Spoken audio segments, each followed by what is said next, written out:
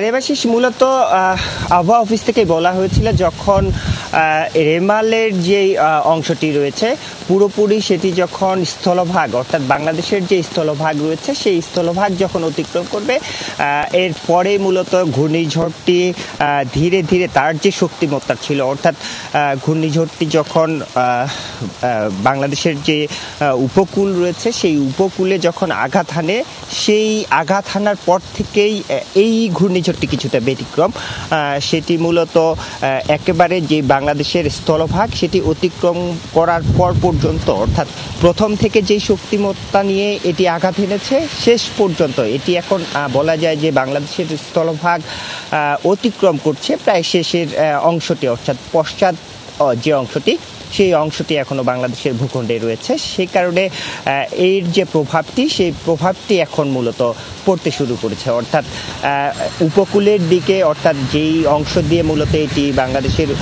উপকূলে আঘাত এনেছে সেই অংশটিতে আমরা যখন মধ্যরাত পর্যন্ত দেখেছি বাতাসের গতিবেগ বাড়ছে বৃষ্টির পরিমাণ বেড়েছে এটি ধীরে ধীরে যখন বাংলাদেশের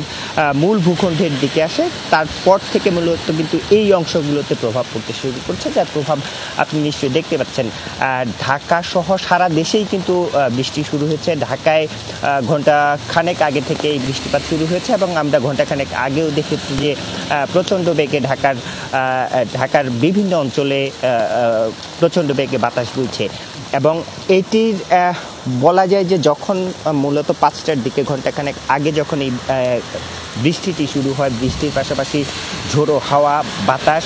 সেই জায়গাটি মূলত বোঝাই যাচ্ছিল যে এই যে রেমালের অংশটি সেটি মূলত ঢাকা অতিক্রম করে সামনের দিকে এগোচ্ছে এবং এর প্রভাবেই কিন্তু আবহাওয়া অফিস আগে থেকেই বলে দিয়েছিল যে মূলত এটি যখন বাংলাদেশ অংশ পেরিয়ে যাবে তখন মূলত বৃষ্টি শুরু হবে এবং এই বৃষ্টি কিন্তু এই যে শুরু হলে এটি 2 থেকে 3 দিন পর্যন্ত অর্থাৎ আবহাওয়া অফিস বলছে 27 থেকে 28 তারিখ পর্যন্ত বৃষ্টি অব্যাহত থাকবে এবং এটি থেমে থেমে বৃষ্টি হবে এবং এর ফলে যেটি হয়েছে একটি পাহাড় ধসের যে আশঙ্কা সেটিও তারা করছেন তবে মূল যে শঙ্কার জায়গাটি ছিল অর্থাৎ ঘূর্ণিঝড় যখন আঘাত হানে তখন মূলত জোয়ার যেহেতু ছিল জোয়ারের কারণে বড় ধরনের জলোচ্ছ্বাসের আশঙ্কা করেছিলেন আবহাওয়া অধিদপ্তরের যারা সংশ্লিষ্ট 8 থেকে 12 ফুট উঁচু জলোচ্ছ্বাসের কথা বলা হয়েছিল সেই জায়গা থেকে বলা যায় যে এখন পর্যন্ত যেহেতু আমাদের কাছে খুব বেশি ক্ষয়ক্ষতির যে জায়গাটি সেই ক্ষয়ক্ষতির খবর এখন পর্যন্ত পৌঁছায়নি যেহেতু মাত্র ভোর থেকে সকাল হলো দিনের আলো ফুটেছে এরপরেই মূলত হয়তো ধীরে ধীরে ক্ষয়ক্ষতির যে পরিমাণটি কারণ রেমাল যে তাণ্ডব নিয়ে আঘাত হেনেছে সেই তাণ্ডবের চিত্র কিন্তু রাতের বেলা ততটা বোঝার কথা নয় এখন যেহেতু দিনের আলো ফুটেছে ধীরে ধীরে সেই চিত্রটি হয়তো ফুটে উঠবে তবে এখন পর্যন্ত আসলে বলা যাচ্ছে না স্বস্তির কথা বলা যায় যে এখন যেই গতিতে বা যেই জলোচ্ছ্বাসের কথা আবহাওয়া অফিসের পক্ষ থেকে বলা হয়েছিল সেই জলোচ্ছ্বাসের খবর এখন পর্যন্ত পাওয়া যায়নি তবে আমরা আমাদের বিভিন্ন জায়গা থেকে আমাদের সহকর্মীরা যেখান থেকে খবর পাঠাচ্ছিলেন দেখাচ্ছিলেন সেই হিসাবে বলা যায় যে 2-1 জায়গায় এরকম জলোচ্ছ্বাস যে হয়নি সেই রকম নয় বাঁধ ভেঙে গেছে এরকম খবরও আমরা পেয়েছি তবে খুব বড় ধরনের জলোচ্ছ্বাসের খবর এখন পর্যন্ত বলা যায়নি তবে স্বস্তিও আছে এই যে দীর্ঘ দাবদাহ চলছিল বেশ কয়েকদিন ধরে এই দাবদাহের পর মূলত এই যে রিমার সেই জায়গা থেকে ঘূর্ণিঝড় বলা যায় যে ঠিক ক্ষয়ক্ষতি কতটুকু হয়েছে সেটি পরের বিষয়